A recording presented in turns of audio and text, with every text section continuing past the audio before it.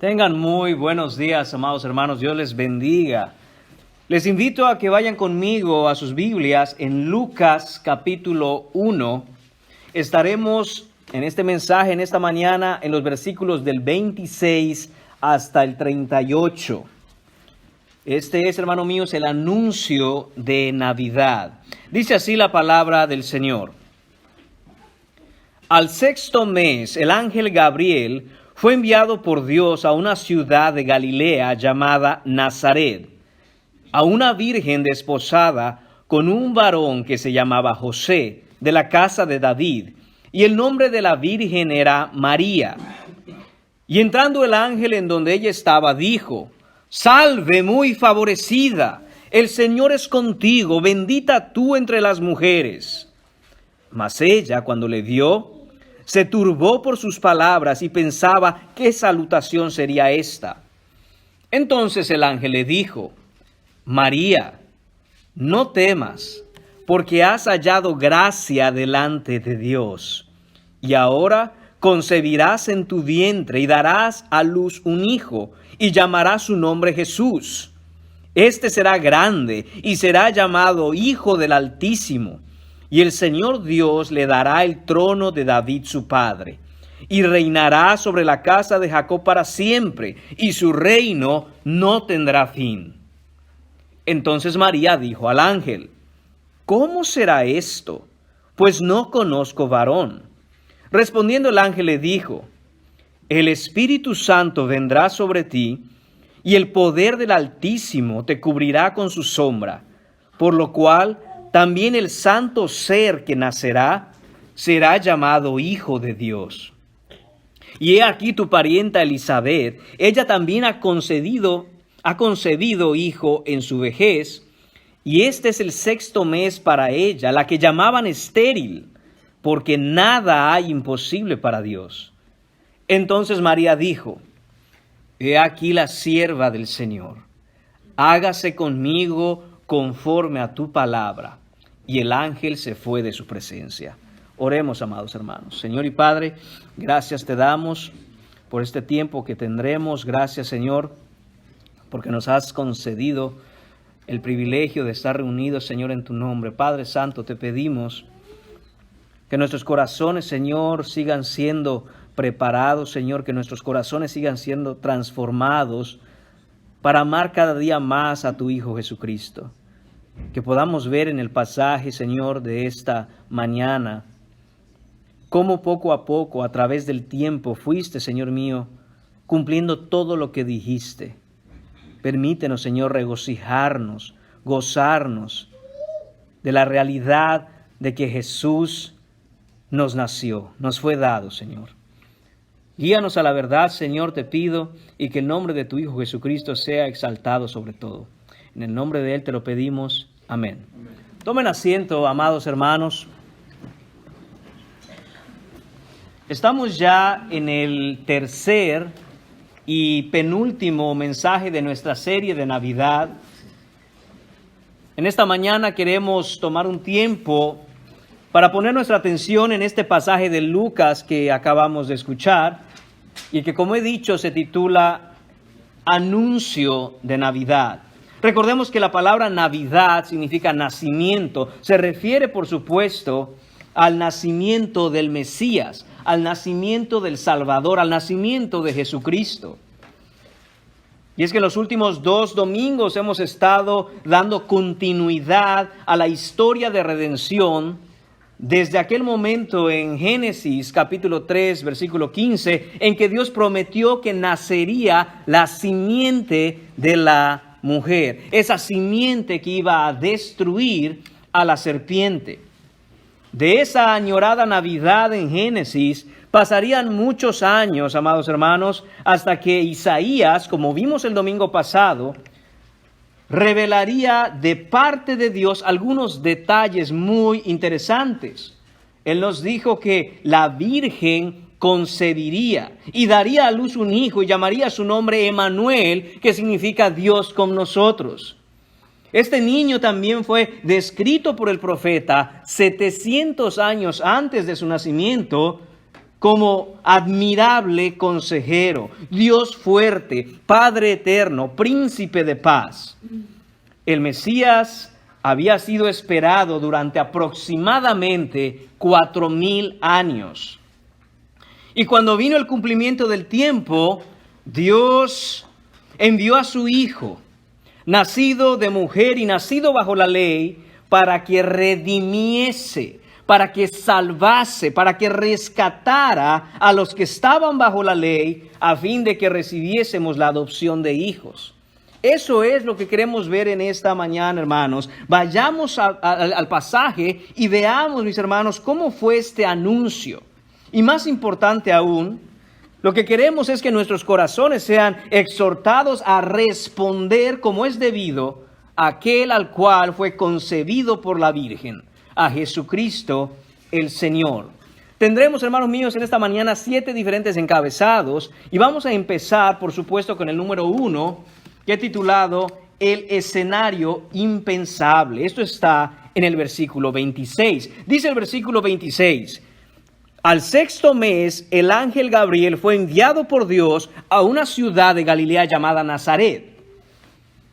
A nadie, mis hermanos, se le habría ocurrido hacer un anuncio de esta magnitud, un anuncio tan importante como este, bajo estas condiciones, solo a Dios. Y es que lo que vemos aquí en este versículo es que hay 3 cosas muy relevantes. Vemos el tiempo del anuncio, el mensajero que dio el anuncio y el lugar del anuncio. El tiempo, el mensajero y el lugar. Vemos el tiempo, dice, al 6º mes. Así empieza este versículo. ¿Al 6º mes de qué?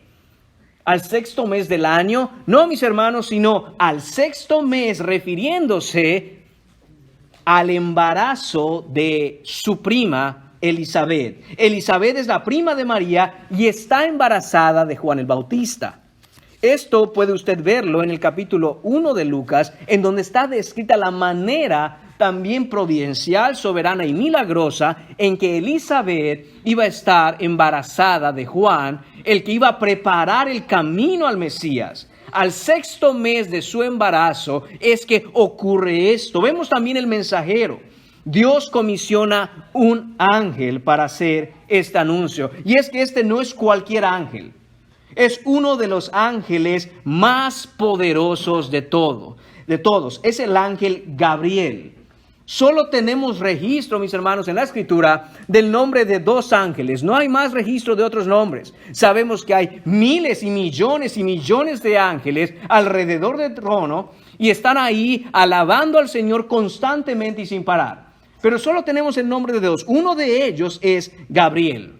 El ángel Gabriel fue comisionado primeramente para anunciar a Zacarías que su mujer quedaría embarazada. Ahora lo vemos aquí y está haciendo también el anuncio con respecto a la concepción del santo ser que nacería de María. Este ángel Gabriel es el que explicó en una visión a Daniel, en Daniel capítulo 8, a partir del versículo 16. Es también el que está, de acuerdo a Lucas capítulo 1, 19, delante de Dios. Es un ángel de alto rango. Ese es el punto. Sabemos que este anuncio sería el anuncio más importante que la humanidad pudiera recibir. No hay un anuncio como este. Nada se ha dejado saber al hombre tan importante, tan impresionante y tan trascendental como esto. Se ha esperado por largo tiempo que se cumpliese la promesa que fue dada en Génesis capítulo 3. Y ahora el ángel Gabriel viene con estas buenas nuevas, viene con estas noticias. Después de muchos años de espera, este es el anuncio de que aquella promesa, el Salvador dicho en Génesis, está a punto de cumplirse. Y el elegido para llevar la noticia es este ángel. Vemos también el lugar, amados hermanos. Vemos a Gabriel siendo enviado por Dios a una ciudad de Galilea llamada Nazaret. Aquí hay un marcadísimo contraste entre estar ahí delante del trono de Dios. Gabriel está constantemente en servicio a Dios y está delante del trono de la gracia, donde está sentado el Dios Todopoderoso. Y es enviado de pronto a la tierra. Pero no solo es que ha venido a la tierra un mundo caído, por si eso fuera poco, Gabriel es enviado a una insignificante aldea. No fue enviado a una de las ciudades importantes en aquel tiempo. No fue enviado a Roma, no fue enviado a Jerusalén, no fue enviado a una poderosa ciudad de Egipto, no fue a Babilonia, sino a esta pequeña aldea llamada Nazaret. Nazaret es una minúscula aldea de entre probablemente 200 y 300 personas. Y 300 personas, estamos siendo muy optimistas. Algunos creen que estaba más en el rango de las 200 personas. La gente de Judea, la gente del área en donde estaba Nazaret, miraba con desprecio esta aldea. Ahí solo se podía encontrar gente corriente, sin educación, sin clase, nada sofisticada, toscos y sin modales. Nazaret estaba ubicada lejos del templo y llena de gente que ni judíos eran. Ni siquiera había mucha gente del pueblo de Dios en esta aldea. Por eso llamaban a esa área Galilea de los Gentiles. Era un título, hermanos míos, que no solo identificaba el área, sino que era un título peyorativo, un título de desprecio. Galilea de los Gentiles, decían ellos. Nazaret y su población estaban alejados de la élite espiritual. Tenían poco acceso a la formación religiosa de la importancia que tenían los fariseos y los escribas. Era un pueblo olvidado, una aldea por la que nadie daba un centavo. Nazaret y su población eran vistos de manera baja, muy baja. Y es ahí a donde Dios envía a Gabriel, al lugar menos esperado, a un lugar impensable, al lugar más olvidado del mundo habitado, Nazaret. Y esa fama, hermanos míos, iba a prevalecer durante todo el tiempo que Nazaret existiera. En Juan capítulo 1, versículos 45 y 46, leemos que cuando Jesús creció y empezó a llamar a sus discípulos, pasó algo. Felipe fue, y dice el texto, halló a Natanael y le dijo: hemos hallado a aquel de quien escribió Moisés en la ley, así como los profetas. Noten la manera en que Felipe va donde Natanael y le dice: lo hemos hallado. Como todo judío de la época, ellos estaban constantemente mirando la Escritura para discernir los tiempos en el que venía la simiente, el Salvador. Esa es la vida, no solo del pueblo de Dios en el Antiguo Testamento, hermanos míos, esa tiene que ser la vida de todos nosotros hoy. Estar en la Escritura constantemente discerniendo los tiempos de la llegada del Mesías. Para nosotros sería la segunda venida. Pero eso es lo que estaban haciendo. Y entonces, cuando Felipe se encuentra con Jesús, va donde Natanael y le dice: lo hemos hallado. Aquel del que escribió Moisés en la ley y todos los profetas, lo hemos encontrado. A Jesús, el hijo de José, de Nazaret. ¿Cuál fue la reacción de Natanael ante esas palabras? Natanael dijo, versículo 46, ¿de Nazaret puede salir algo de bueno? Hermanos míos, probablemente a Natanael casi se le sale la risa. Tienes que estar bromeando. ¿De Nazaret, por favor? Nada bueno hay ahí. Y le dijo Felipe: ven y ve. Hermanos, ¿y no es esto lo que todos debiéramos hacer hoy día?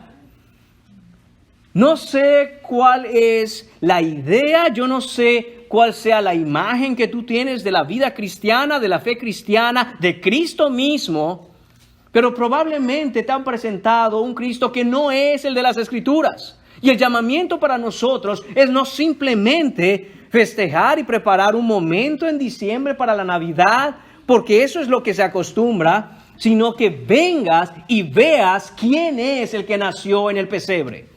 Ven y ve. Ese es el llamamiento. Y si hoy estás aquí sentado y estás fuera de Cristo, tu fe no está en el Señor, lo mismo que dijo Felipe a Natanael, te digo hoy, yo, aquí, hoy, en este mensaje. Ven y ve. Ven a la Escritura, ven a Cristo, ven a ver quién es aquel que nació en el pesebre, el Salvador, el único que puede perdonarte de tus pecados. Es ahí, hermanos míos, en Nazaret, donde el anuncio sería hecho. Y es este lugar que quedaría para siempre asociado al nombre del Salvador. Es esta aldea insignificante, perdida en un lugar en Palestina, a la que nadie le prestaba atención, que quedaría para siempre conectada al nombre de Jesús, Jesús de Nazaret, hasta nuestros días. Es impresionante cómo Dios, hermanos míos, puede tomar algo, cualquier cosa, incluso el nombre de una ciudad, y hacerlo perpetuo para siempre, sin que esta ciudad tuviera absolutamente nada por lo cual pudiéramos recordarla. Ahora, punto número 2 en esta mañana. Vamos a ver también en el versículo 27 la familia elegida. Dice el versículo 27 que Gabriel fue a esta ciudad llamada Nazaret y dice, a una virgen desposada con un varón que se llamaba José, de la casa de David, y el nombre de la virgen era María. Esta virgen llamada María es una jovencita completamente desconocida. Y es que esta es la manera en que Dios obra. Esta es la manera, hermanos míos, en que Dios hace las cosas. En 1 Corintios capítulo 1, versículos 26 a 29, leemos lo siguiente. Pues mirad, hermanos, vuestra vocación, que no sois muchos sabios según la carne, ni muchos poderosos, ni muchos nobles, sino que lo necio del mundo escogió Dios para avergonzar a los sabios, y lo débil del mundo escogió Dios para avergonzar a lo fuerte, y lo vil del mundo y lo menospreciado escogió Dios, y lo que no es, para deshacer lo que es, a fin de que nadie se jacte en su presencia. Y esto, hermanos míos, es lo que trae gloria a Dios. El hecho de que Dios Padre haya elegido a esta jovencita, esta virgen, de un lugar como Nazaret, hace que toda la gloria sea dada a Dios. No hay manera que María haya podido contribuir en absolutamente nada en quién iba a tener ella en el vientre. Absolutamente nada. Dios toma gente común que lo importante de este mundo desecha y los usa como Él quiere, como instrumentos para hacer lo que es extraordinario a través de ellos. De tal manera que cuando el Señor hace su obra, nos queda claro a todos que no fue el instrumento, sino aquel que usó el instrumento. No fue el hombre, sino fue Dios usando al hombre. Toda la gloria siempre debe ser para Dios. María pasaba totalmente desapercibida dentro de la sociedad. No era una mujer especialmente destacada. Era sencilla, era simple, era discreta, sin recursos económicos. Era muy pobre, de hecho. En Lucas capítulo 2, ahí mismo, pero en el versículo 24, vemos, hermanos míos, ahí mismo en Lucas capítulo 2, versículo 24, que cuando nació Jesús, fue y lo presentó al templo en el 8º día. Y nos dice el versículo 24, que ofreció conforme a lo que se dice en la ley del Señor, un par de tórtolas o 2 palominos. Eso era todo lo que podía ofrecer una persona que era muy pobre. 2 tortolitas. Eso es todo, no había para más. Eso nos deja saber la condición, hermanos míos, en que vivía María. María no tenía nada más que ofrecer más que esas 2 palomitas. Esas 2 tortolitas. Y sin embargo, cuando vemos a María llevando a ofrecer ese sacrificio al templo, tenemos que entender que no era que llevara simplemente esas 2 tortolitas, sino que en sus brazos llevaba al perfecto cordero del sacrificio, aquel que tiene un valor infinito. Eso es lo que realmente llevaba María al templo ese día. Pero bajo la ley, ella tenía solo para dar un par de tórtolas. Esa es la condición, hermanos míos, en que María vivía. María estaba desposada, dice el texto, lo que significa que estaba prometida en matrimonio, y esa promesa de matrimonio se hizo muy probablemente en un momento del año anterior. Y es que el desposorio judío constaba prácticamente de 3 etapas o 3 partes. Primero había un compromiso formal que hacían los padres. Después se hacía un compromiso matrimonial entre los que iban a casarse. Se firmaba un contrato y el varón otorgaba un importe nupcial, lo que se conoce como la dote.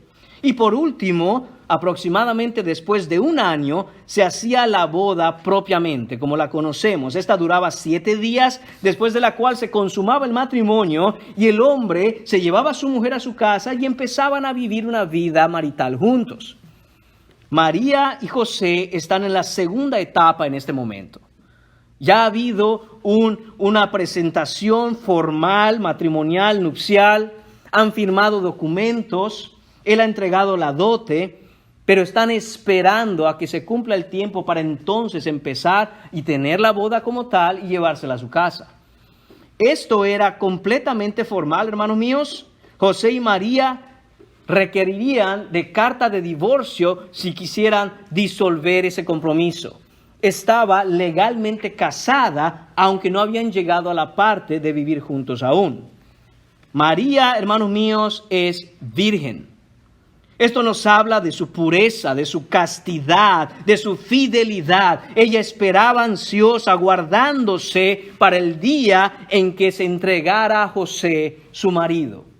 Y es que, hermanos míos, claro que esto significa que ella no había tenido un conocimiento, una relación íntima con José. Pero, hermanos, hay que entender que la virginidad vista a través de los lentes y los ojos del momento en que esto se está desarrollando es muchísimo más que simplemente no haber estado con José antes.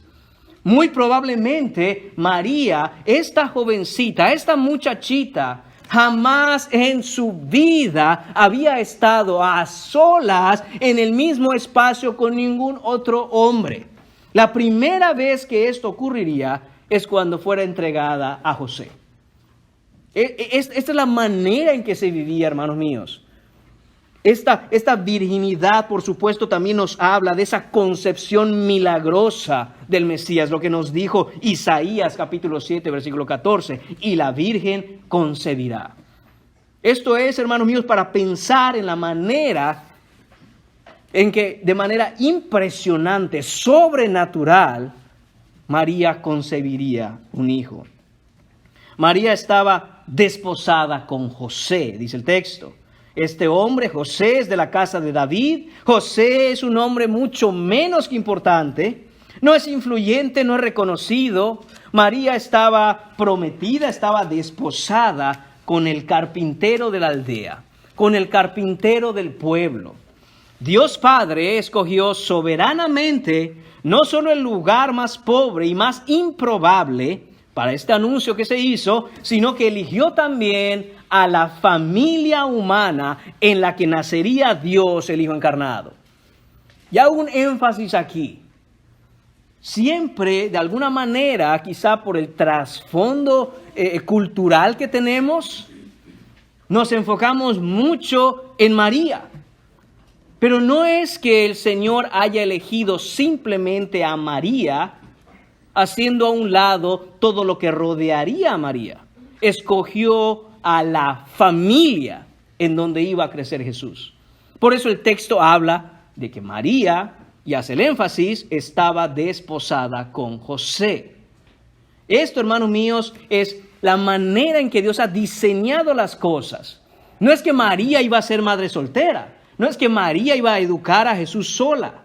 Es que escogió a una familia en la cual el Hijo de Dios tendría que nacer y crecería. Esta sería la familia humana del Mesías, Dios el Hijo encarnado. Escogió el Señor a la familia más humilde y más baja, a la familia menos imaginable.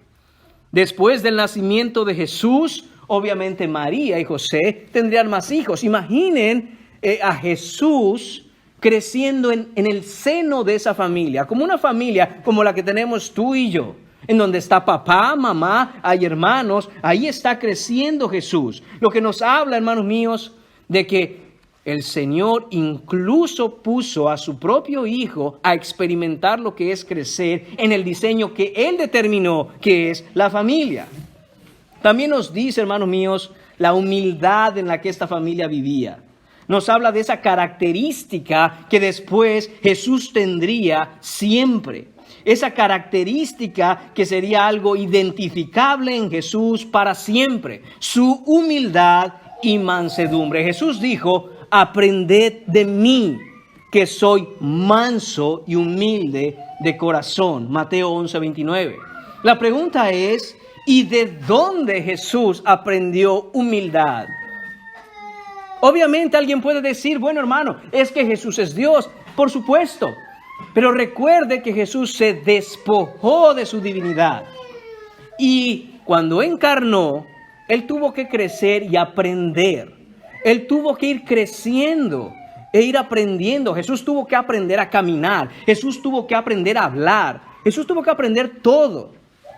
Y el Señor, el Dios Padre, lo puso en una familia humilde, en la cual Él iba a ir creciendo y desarrollando esa humildad que lo caracterizaría siempre. Hermanos míos, lo que vemos aquí es que es importantísimo el ambiente, es importantísima la familia en donde alguien crece. Sí, Jesús tuvo que ser puesto soberanamente a crecer en una familia humilde para ir desarrollando su carácter en humildad. ¿Cuánto más nosotros, hermanos, no debiéramos estar constantemente atentos a poner a nuestros hijos en un contexto, en una familia, hermanos, en donde se den todo ese tipo de valores que se requieren por la Escritura? Amor por el Señor, amor por la palabra, compasión, perdón, todo lo que pudiéramos nombrar. Hermanos, no es un misterio.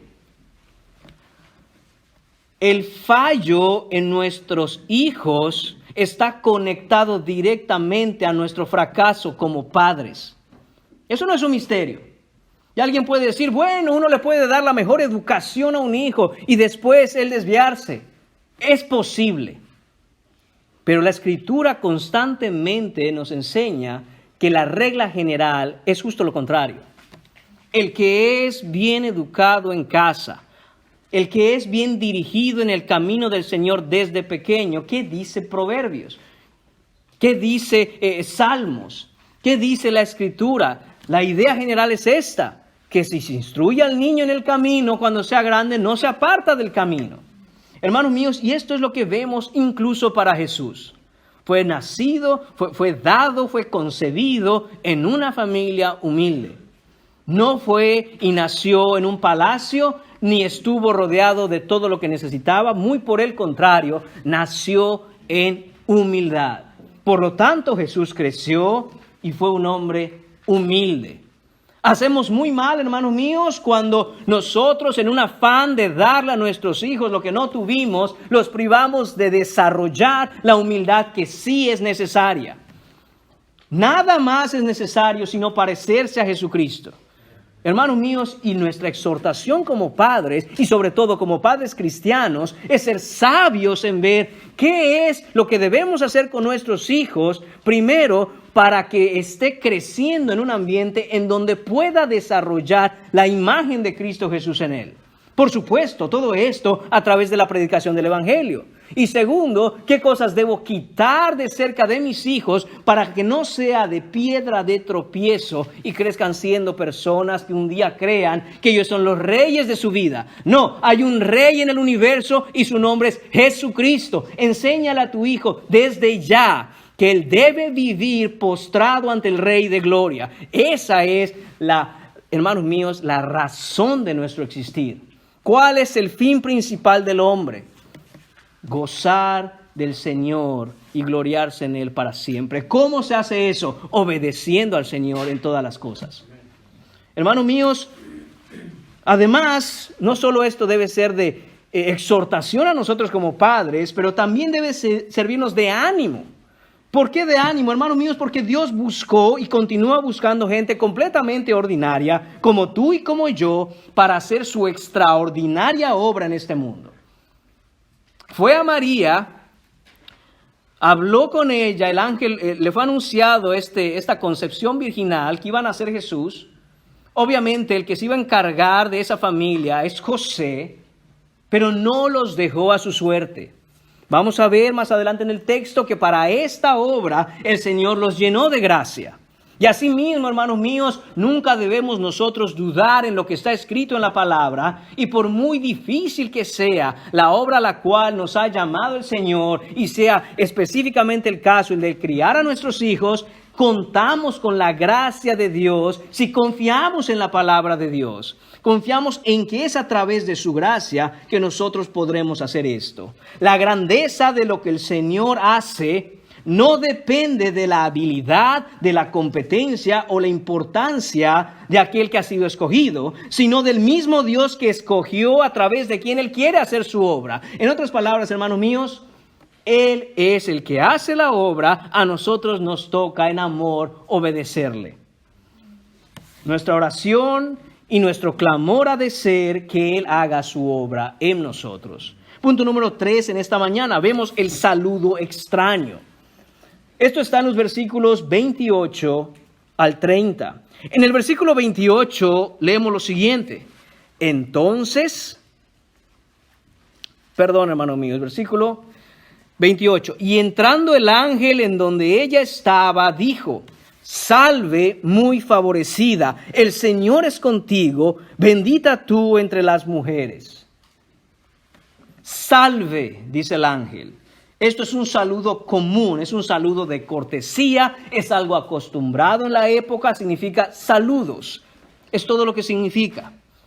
Saludos, María. El ángel entra cortésmente, saluda a María y le dice: muy favorecida. Esto es llenada de gracia. La palabra favorecida que se traduce aquí es el griego charis, que significa gracia. De ahí obtenemos nosotros en español la palabra caridad o el ser caritativo, que significa expresar gracia a otros. Y lo que dice el texto es que María, el ángel le dice a María, llenada de gracia. Note que no estoy diciendo llena de gracia, como algunos quieren ponerlo. Eso no es lo que dice el texto. Note que muy favorecida, esa palabra favorecida está en voz pasiva. ¿Qué significa eso, hermano? Significa que no es ella la autora de la acción. Alguien hace la acción, ella la recibe. Es decir, María fue receptora de gracia. No dice que ella es muy favorecedora, como que ella es la fuente de esa gracia y que ella puede dar a otros gracia. No eso dice el texto. Dice muy favorecida. Hay una gran diferencia entre ser favorecida o ser favorecido y ser favorecedor. Aquí el ángel le dice muy favorecida. Quiere decir que no es ella la fuente, sino que Dios es la fuente que la llenó a ella, le otorgó, le concedió gracia y favor. Esa gracia es un regalo inmerecido. Lo que quiere decir que no hay mérito en María. No hay absolutamente ningún mérito en María que haya hecho pensar a Dios, bueno, hagamos un concurso y elijamos a la mejorcita y a ella voy a elegir. No fue así, mis hermanos. Yo obviamente no voy a andar con rodeos y voy a decir las cosas como son. Este texto es utilizado en la teología católico-romana para poner a María en una posición que no tiene, que la Escritura no le da. No existe ningún tipo de versículo bíblico que respalde la mariolatría, la adoración a María poniéndola como corredentora, cosalvadora, reina del cielo. Nada de eso está en la Biblia. Lo que sí vemos es que es una jovencita, sabemos que es piadosa, temerosa del Señor, a la que el Señor soberanamente eligió para llenarla de gracia. ¿Y por qué la eligió a ella? Por el puro afecto de su voluntad, porque a Él le plació, porque Él quiso. Por eso es que ella fue elegida. Este favor que Dios le otorga nos dice que María era una muchacha creyente, era una muchacha piadosa, amaba al Señor. Esta jovencita es justa a causa de su fe en el Dios de Abraham, el Dios de Isaac y Dios de Jacob. Ella era creyente, por supuesto que era creyente. ¿Y por qué era creyente? ¿Y por qué era piadosa? ¿Y por qué temía al Señor? Gracias al Señor. Solo gracias al Señor.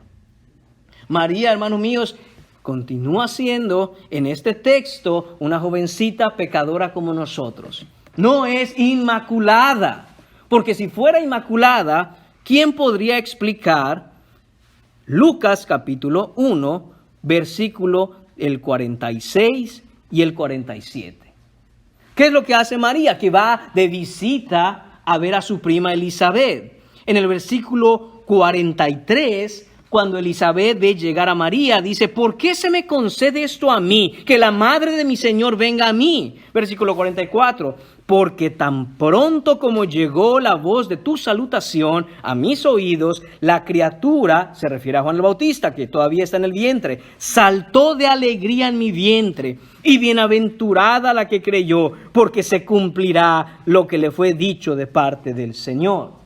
En ese instante, el corazón de María se llena de alabanza al Señor y prorrumpe en un canto maravilloso y empieza a decir, entonces María dijo: engrandece mi alma al Señor y mi espíritu se regocija en Dios mi Salvador.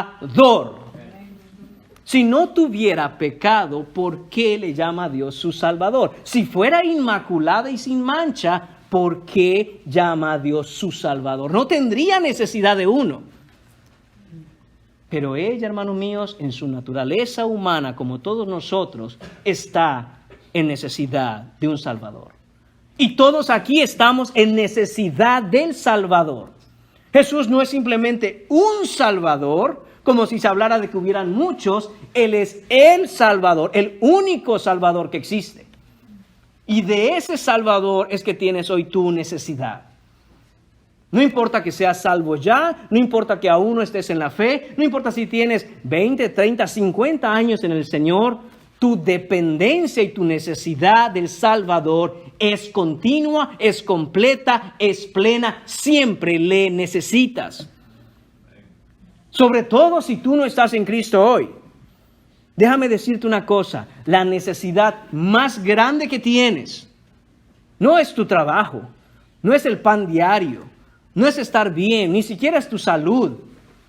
La necesidad más grande que tienes es que alguien te salve. Y solo hay uno que puede hacerlo, Jesucristo, que para eso es que Él nació. Ven en arrepentimiento y fe a Jesús si todavía no estás en Él. Ven a Él, es tu necesidad más grande, no esperes más tiempo, no hay tiempo. Es cierto que uno no quiere, hermanos míos, de ninguna manera dar un paso en lo emocional y decir, no, es que creo que sí, estoy pensando en mi salvación y voy a hacerlo porque me emocioné mucho. No queremos ciertamente eso, pero tampoco es posible, hermanos míos, pasarse la vida pensando a ver qué día voy a venir a Cristo.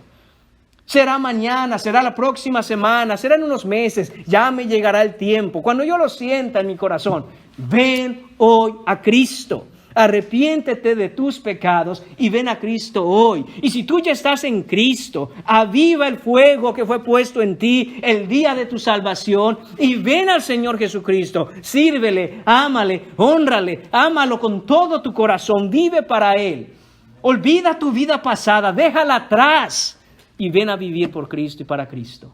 Ven verdaderamente a Él. Además, el ángel dice, el Señor es contigo. Esta es una afirmación que respalda la obra a la cual fue llamada. Dar a luz, hermanos míos, cuidar y criar al Hijo de Dios. Pero qué tarea, pero qué trabajo. ¿Qué asignación le han puesto a María? ¿Cómo va a ser esto, María? El ángel le dice, María, el Señor está contigo. El Señor está contigo, el Señor te respalda. Y si el Señor contigo, ¿quién puede estar contra ti? Si el Señor es contigo, ¿quién puede ponerse delante de ti para evitar, detener, aplazar la obra que Dios quiere hacer en ti? Pero es necesario, hermanos míos, que el que crea venga al Señor precisamente creyendo que Él es galardonador de quienes le buscan. No podemos venir, hermanos míos, titubeando, sin fe, con una fe débil, flaca, pensando, ¿será verdad? ¿Será no verdad? Ven completamente a Cristo.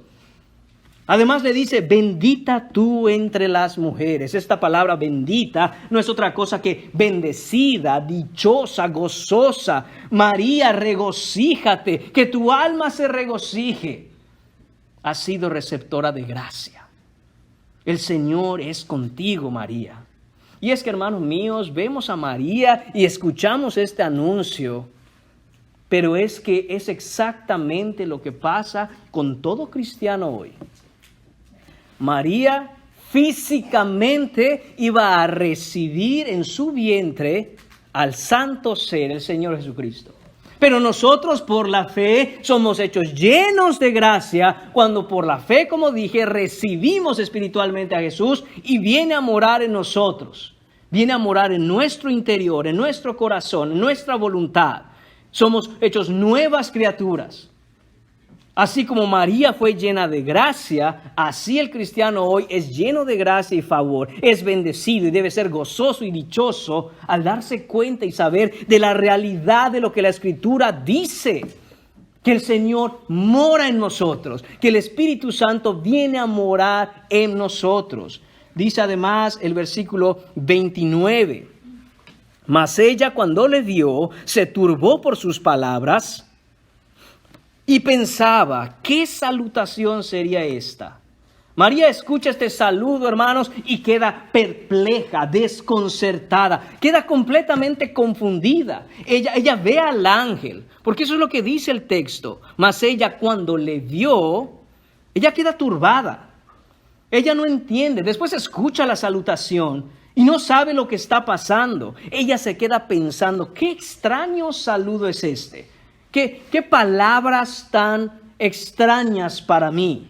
Lo que nos habla de la humildad de María. Hermanos míos, probablemente María escuchaba esto y decía, muy favorecida, bendita yo entre las mujeres,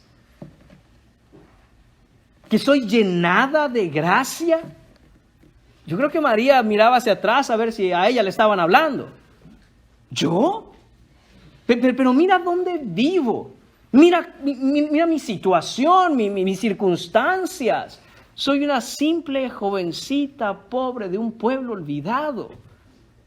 Lo que nos deja saber, hermanos míos, que no son las circunstancias ni el entorno lo que hace que una persona sea bendecido o favorecido por Dios o no, sino lo que va a llevar en su interior. Y de nuevo, si tú has estado en Cristo, sabrás que es aquel el que mora en ti, el que te hace ser bendecido, dichoso, gozoso, no otra cosa, sino aquel que mora en ti. El versículo 30 continúa y dice, entonces el ángel le dijo, María, no temas, porque has hallado gracia delante de Dios. En otras palabras, María, no debes temer. Dios te ha elegido para recibir de su gracia, gracia de lo alto. No debes temer, no tengas miedo. ¿Por qué el ángel diría esto? Hermanos, porque el miedo es siempre la respuesta natural del pecador ante la santidad de Dios. A lo largo de toda la Escritura vemos esto en diferentes pasajes. Cuando Dios hacía una manifestación de su presencia, cualquiera que estaba en ese lugar, en ese momento, temía, tenía miedo, tenía pavor. Es el Dios Santo. En este caso, es el ángel enviado por Dios, representante y heraldo de aquel que es santo. Y le dice a María, no tengas miedo. María sabe que ante la manifestación celestial de este anuncio divino, ella es inmerecedora de eso y teme. Pero el ángel le dice, no temas. Junto con la tarea también se te ha concedido la gracia para llevarla a cabo. Y es que el texto, hermanos míos, aquí es todavía más claro. Si no se entendía bien o quizá alguien pueda decir, mira, la traducción es un poco complicada cuando leemos que ella es muy favorecida. Hermanos míos, este versículo, el versículo 30, es absolutamente claro. Has hallado gracia, María. No que tú eres la fuente de la gracia. No, tú has hallado gracia. Se te ha concedido gracia. Punto número 4, el anuncio de Navidad. Lo que vemos, hermanos míos, es este anuncio de ese nacimiento. Está en los versículos 31 a 33. Y dice el versículo 31, y ahora concebirás en tu vientre y darás a luz un hijo y llamarás su nombre Jesús. Este anuncio apunta primeramente a la humanidad del Salvador, a la humanidad de Jesucristo, verdaderamente hombre, verdaderamente Dios. Él es hombre, Él es humano, Él vino en carne. Concebido en el vientre de María, creciendo ahí dentro por 9 meses, sería dado a luz como toda persona, nacería como un bebé indefenso. Noten que el nacimiento de Jesús fue completamente ordinario. Propiamente la manera en que físicamente María dio a luz a Jesús fue como cualquier otra mujer da a luz. La concepción fue extraordinaria, porque ella es virgen. Pero su nacimiento, propiamente el dar a luz físicamente hablando, fue como cualquier otro. María experimentó dolor. Jesús no nació y estaba tranquilito y calladito con las manos cruzadas. No, era un bebé y pegó el grito y lloró. Y lo tuvieron que limpiar. La idea cuando leemos en el texto descrito en donde el bebé nace y María lo envuelve en pañales, no solo quiere decir que lo arropó, quiere decir que tuvo que limpiarlo. La madre tuvo que limpiar a este bebé que nació, porque nació como cualquier otro bebé. Pero la concepción fue milagrosa. Fue concebido ahí y moró esos 9 meses en el vientre de su madre. No fue creado como un hombre adulto. No fue creado como Adán en el Edén, con todas sus capacidades humanas ya desarrolladas. El segundo Adán, el postrer Adán, Jesucristo, fue concebido y dado a luz. El todopoderoso Dios del universo, Dios el Hijo, se puso a sí mismo humanamente en dependencia a sus padres humanos, José y María. Humanos, tanto José como María, que Jesús mismo creó. Y ahora en la encarnación, humanamente depende de ellos para ser cuidado, para ser amado, para ser alimentado, instruido. Jesús creció poco a poco y tuvo que aprender, como ya he dicho antes, todo lo que un humano tiene que aprender.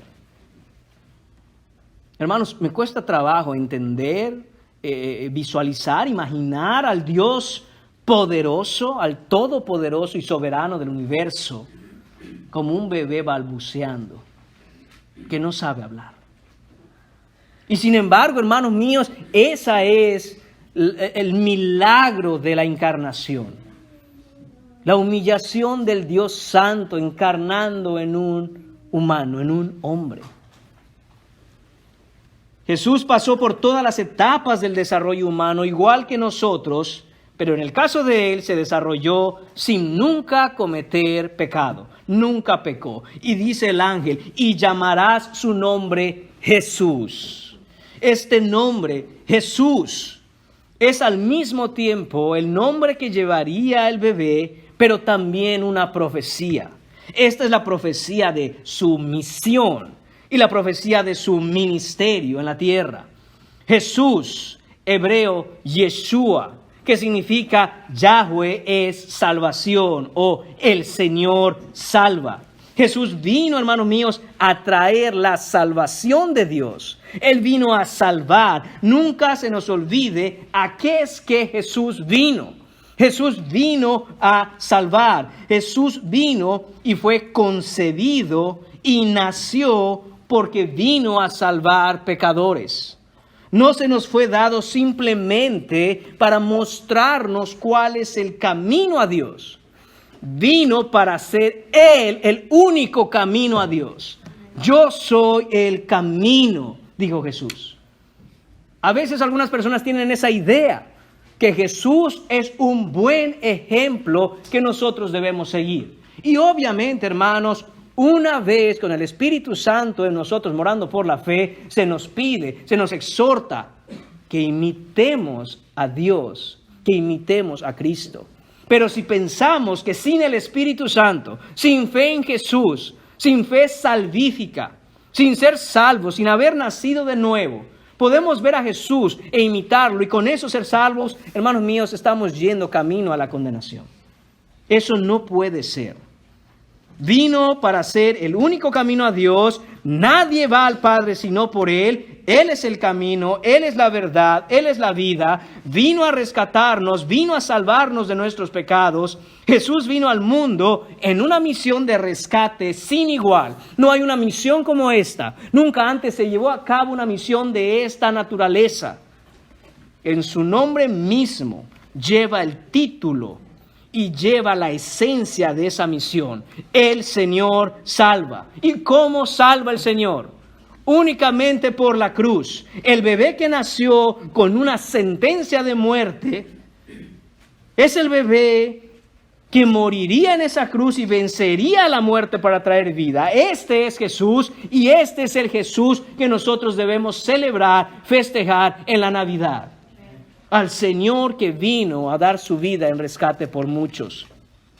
En Marcos capítulo 10, versículo 45 lo leemos de esta manera. Porque el Hijo del Hombre no vino para ser servido, sino para servir y para dar su vida en rescate por muchos. Lucas capítulo 19, versículo 10 nos lo dice así. Porque el Hijo del Hombre vino a buscar y salvar lo que se había perdido.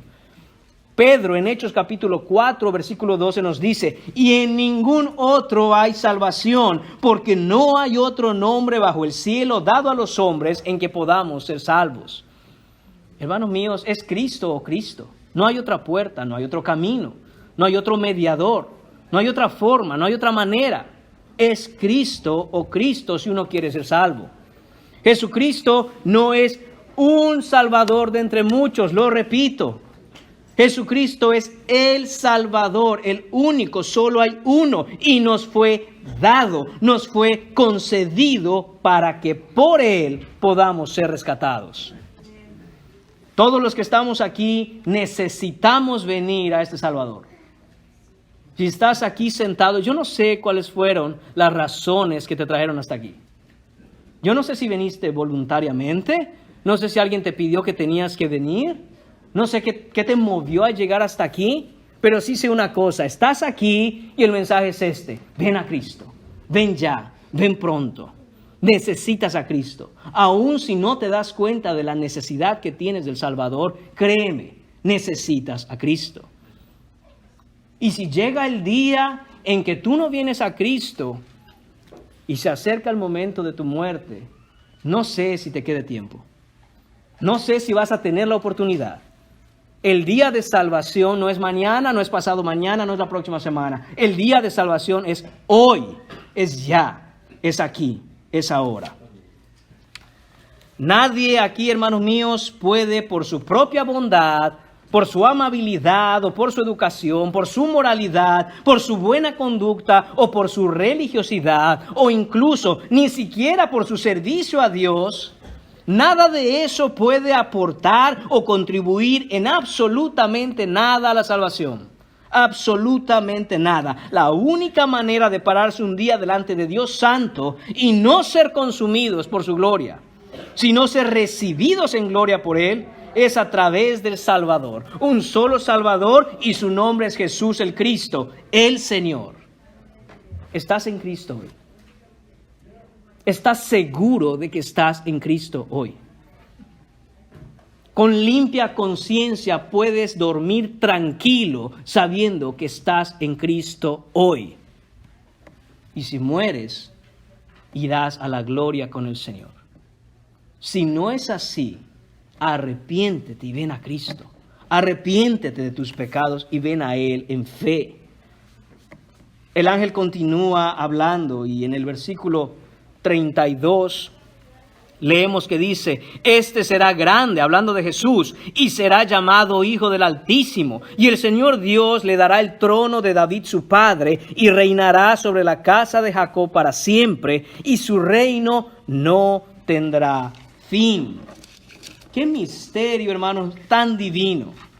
Este niño nacería de una mujer, pero sería llamado Hijo del Altísimo. Un niño humano, como su madre, pero santo y altísimo como su padre. Madre humana y padre celestial.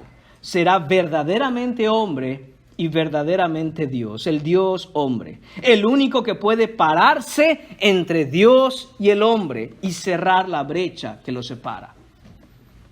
Tenemos que entender, hermanos, que una vez que el pecado entró al mundo, se hizo una separación, una enemistad entre el hombre y Dios. El hombre pecador como es, no puede ni quiere acercarse al Dios Santo. Aun si quisiera, un poco de cercanía a la santidad de Dios lo consumiría. Por su parte, Dios, que aborrece el pecado y aborrece al pecador todos los días, está airado contra él. Aun si quisiera extenderle la mano, porque su mano es santa y su diestra es justa, lo aplastaría. No hay aparente remedio de reconciliación. Pero Dios, que es rico en misericordia, como dije ya, venido el cumplimiento del tiempo, envió a su Hijo, nacido de mujer y nacido bajo la ley. Él, que es hombre y Dios, puede por un lado tomar la mano del hombre sin consumirlo y tomar la mano de Dios sin ser consumido, porque Él es Dios, y hacer una reconciliación entre los dos. La única cosa es que esa reconciliación le costaría a él su propia vida. Ese es el precio que pagó Jesús para cerrar esa brecha entre Dios y el hombre. El único que puede pararse entre Dios y el hombre y cerrar la brecha es Cristo. Será Él el Rey prometido, porque resucitará para siempre y se sentará en el trono para siempre. Esto es lo que nos dijo también Isaías en el capítulo 9, versículo 7. Entonces, hermanos míos, ¿qué anuncio recibió María? Pero qué cosa tan impresionante escuchó María ese día de los labios del ángel Gabriel. Sería la madre del Rey del universo. Creo que a toda madre le gusta que le digan cosas buenas de sus hijos. A uno le dicen, pero qué bien portado. Y uno se le hincha el corazón de alegría. Pero qué bonito niño. María escuchó muchísimo más que eso ese día. Este hijo que tendrás será rey para siempre y será llamado el Hijo del Altísimo. Punto número 5 en esta mañana, la pregunta humana, versículo 34. En el versículo 34 leemos que dice, entonces María dijo al ángel, ¿cómo será esto? Pues no conozco varón. Hermanos, esta es una pregunta lógica desde la perspectiva humana. Esta es una pregunta válida. María es virgen. María no conoce varón, no conoce lo que es estar con su marido todavía. Nunca le ha puesto un dedo encima. Ella está, como he explicado ya, guardándose para este día. Y dice, ¿cómo puede ser esto? ¿Cómo va a ser? Hermanos, esta no es una pregunta hecha en incredulidad. Se parece mucho a la pregunta de Zacarías. Zacarías en el capítulo 1, cuando el ángel le informa, le comunica, le anuncia que su mujer quedaría embarazada, dijo Zacarías al ángel, capítulo 1, versículo 18, ¿en qué conoceré esto? Porque yo soy viejo y mi mujer es de edad avanzada. No solo eso, sino que en el capítulo, ahí mismo en el capítulo 1, pero en el versículo 36, se nos deja saber que a Elizabeth la llamaban la estéril. Además, ella era estéril. Zacarías también tiene una pregunta muy parecida a la de María. Sin embargo, hay una diferencia, y es que Zacarías lo dijo en incredulidad. Por eso es que el ángel lo deja mudo.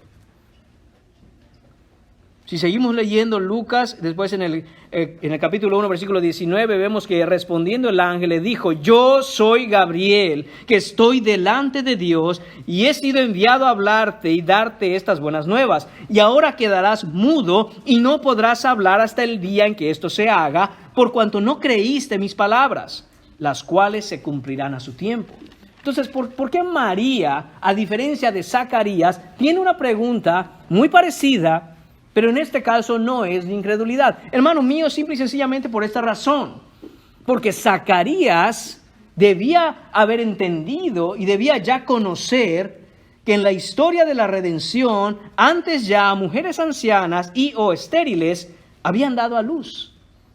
Por ejemplo, Sara, la esposa de Abraham, o Rebeca, la esposa de Isaac, o Raquel, la esposa de Jacob, o la esposa de Manoa, de la cual no tenemos su nombre, o Ana, la esposa de Elcana. Esto ya había ocurrido antes. No es que Dios no pudiera hacerlo, pero él dudó. Sin embargo, en el caso de María, la situación es completamente otra. Porque María podía recordar y saber el nombre de todas estas mujeres y las circunstancias que rodearon a todas estas mujeres en su esterilidad, que tuvieron hijos. Pero una virgen nunca, jamás antes una virgen había concebido. Y nunca después de María, jamás una virgen concebirá. Entonces, la pregunta de María es completamente válida. ¿Cómo será esto? ¿Cómo puede ser esto? No conozco varón, le dice María. Soy virgen. Punto número 6 en esta mañana. La respuesta divina. Veamos qué contesta el ángel. Versículos 35 y 37.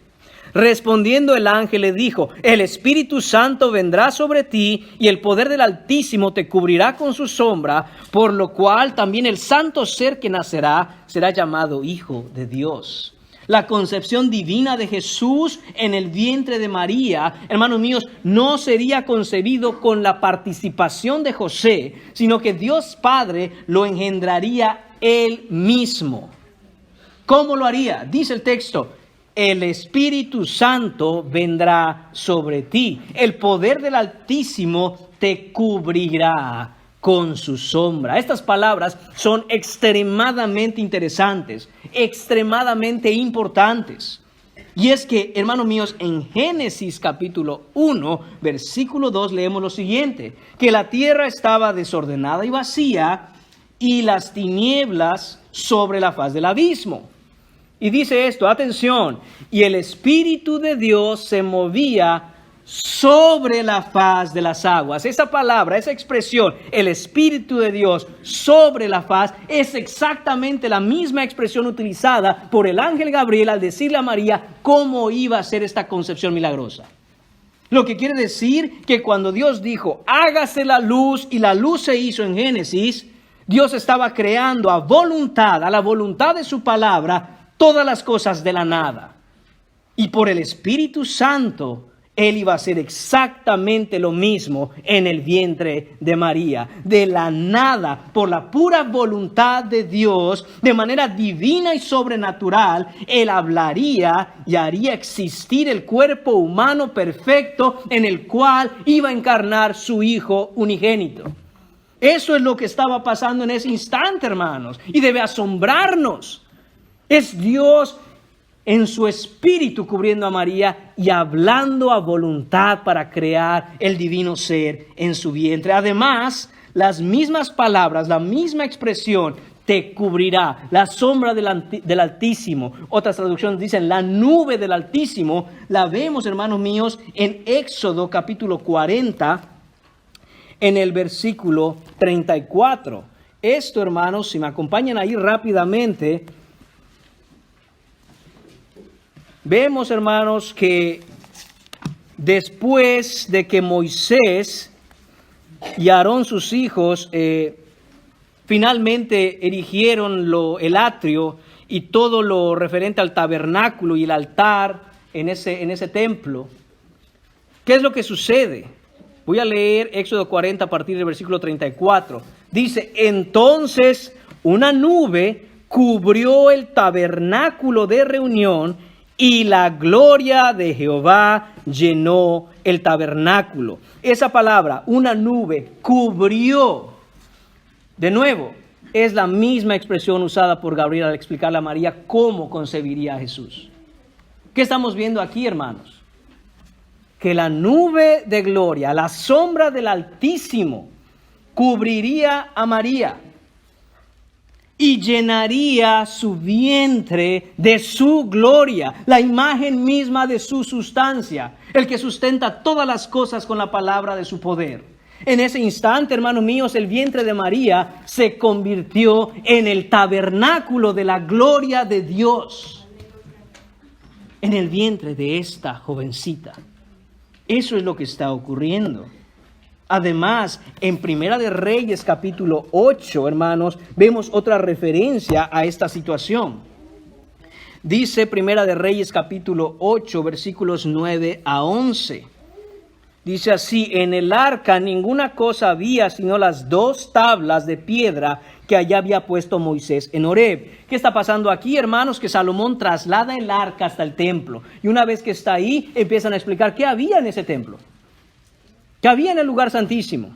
Y dice el versículo 9, de nuevo, en el arca ninguna cosa había, en el vientre de María no había nada, estaba vacío, sino las 2 tablas de piedra que allí había puesto Moisés. ¿Qué había ahí? La palabra de Dios. La palabra de Dios fue la que puso a Jesús dentro del vientre de María. Dice, donde Jehová hizo pacto con los hijos de Israel cuando salieron de la tierra de Egipto. Versículo 10. Y cuando los sacerdotes, atención, salieron del santuario, la nube llenó la casa de Jehová. Y los sacerdotes no pudieron permanecer para ministrar por causa de la nube, porque la gloria de Jehová había llenado la casa de Jehová. ¿Qué vemos aquí, hermanos? Que José, el marido de María, la cabeza de María, el sacerdote de su hogar, no iba a poder entrar en ese lugar porque la gloria de Jehová estaba ahí. Y hasta que fuera el tiempo, entonces, la misma escritura nos dice que luego conocería a su mujer. La gloria de Jehová en el vientre de una jovencita, hermanos míos, de Nazaret. Qué glorioso anuncio. Hermanos míos, debemos cada día, al leer estas cosas en la Escritura, fascinarnos, volvernos locos por Cristo, por lo que Él ha hecho, por cumplir su promesa. En el versículo 36 dice, y he aquí tu parienta Elizabeth, ella también ha concebido hijo en su vejez, y este es el 6º mes para ella, a la que llamaban estéril. Esto es una confirmación y evidencia de lo que Dios puede hacer. Nada hay imposible para Dios. No existe la palabra imposible en el lenguaje divino. No existe eso en el diccionario de Dios. No hay tal palabra. Cualquier plan que se proponga a Dios o determine hacer será hecho. El hombre puede tener planes, pero si el Señor dice no, es no. Y cuando el Señor dice sí, es sí, y nada lo puede detener. Dios es quien ha determinado todo, y es quien ejecuta sus propios planes, y es Dios quien los hace acontecer sí o sí. Por último, hermanos míos, punto número 7, la afirmación humilde. La vemos en el versículo 38. Entonces María dijo, he aquí la sierva del Señor, hágase conmigo conforme a tu palabra. Y el ángel se fue de su presencia. Esta es la afirmación humilde. La afirmación humilde. Esta debe ser, hermanos míos, la respuesta tuya y mi respuesta siempre a la palabra de Dios. Noten con qué humildad María dice, he aquí la sierva del Señor. he aquí la esclava del Todopoderoso. Eso es lo que está diciendo María. Y dice, hágase conmigo conforme a como yo quiera, conforme mejor me parezca, conforme a lo que el mundo me diga. No, conforme a tu palabra. Conforme a tu palabra. María está diciendo, Señor, soy tu esclava, soy tu sierva, haz conmigo como a ti te plazca. Que tu voluntad sea hecha es mi mayor anhelo. Que lo que está escrito, que tu palabra sea una realidad en mi vida. Hermanos, si no es eso lo que todos nosotros debemos desear constantemente, que veamos la Escritura y digamos, Señor, aquí la Escritura habla así. Haz esto en mi vida, Señor. ¿No estás cansado de vivir para ti? ¿No estás cansado de vivir como tú mejor crees que debes vivir? Afrontémoslo. No te está yendo nada bien si estás fuera de Cristo. Nada bien. Porque recuerde esto. El hombre ve el camino derecho, pero ese camino le conduce a la perdición. Lo que dice María aquí es, Señor, me someto a ti, me rindo a ti, me sujeto a ti. Haz tu voluntad en mí. Esto sería muy costoso para María. No romanticemos, y usted sabe que siempre digo eso, no romanticemos el asunto. Como que María se tocó el corazón y dijo, oh Señor, yo soy una esclava. Literalmente ella entendía que esto iba a ser altamente costoso para ella y su familia. De entrada, ¿cómo iba a reaccionar José? ¿Qué iba a pensar José de ella cuando fuera y le diga, estoy embarazada? Segundo, la iban a tachar de adúltera. Y el adulterio, hermanos míos, ¿qué pena merecía? La pena de muerte. Esto es lo que estaba enfrentando María en ese momento mientras decía, Señor, haz en mí tu voluntad. Tenía que enfrentar las consecuencias de servir a Dios. Tenía que haber calculado el costo. Tenía que haber pensado a lo que se iba a enfrentar. Y con todo y eso, ella dijo, Señor, que se haga tu palabra, que se haga tu voluntad. La gente la vería como una adúltera, una mujer promiscua quizá, que engañó a su marido, que engañó a José, una jovencita ligera, merecedora de la pena de muerte. Eso era claramente entendible para ella y sin embargo dijo, he aquí la sierva del Señor. He aquí la esclava del Señor. ¿Puedes tú decir eso hoy, en esta mañana? ¿Puedes decir delante del Señor, Señor, heme aquí? Habla que tu siervo escucha. Heme aquí, haz en mí tu voluntad. He aquí el siervo de Dios. He aquí la sierva de Dios. Debemos poder decir, hermanos, Señor, en mí tienes un siervo.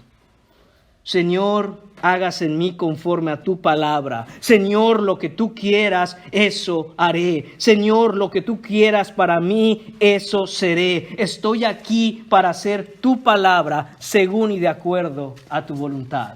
Hermanos, eso solo se puede hacer, amigos míos, solo se puede llegar a ese punto en la vida por la gracia de Dios. Solo se puede llegar a ese punto, hermanos míos, porque como María fue receptora de gracia, nosotros tenemos que volvernos vasos receptores de su gracia. Y solo puede hacerlo, solo se puede hacer por medio de la fe en su nombre. ¿Cuál es su nombre? Jesús salva, Yahweh salva, Dios salva. Que mientras preparamos, hermanos míos, nuestro corazón para que la próxima semana no solo vengamos al servicio del domingo y concluir esta serie, pero también festejemos y nos gocemos, pensemos en aquel a quien realmente el mundo debe aclamar en ese día, a Jesús el Señor, quien es el único que salva por la fe.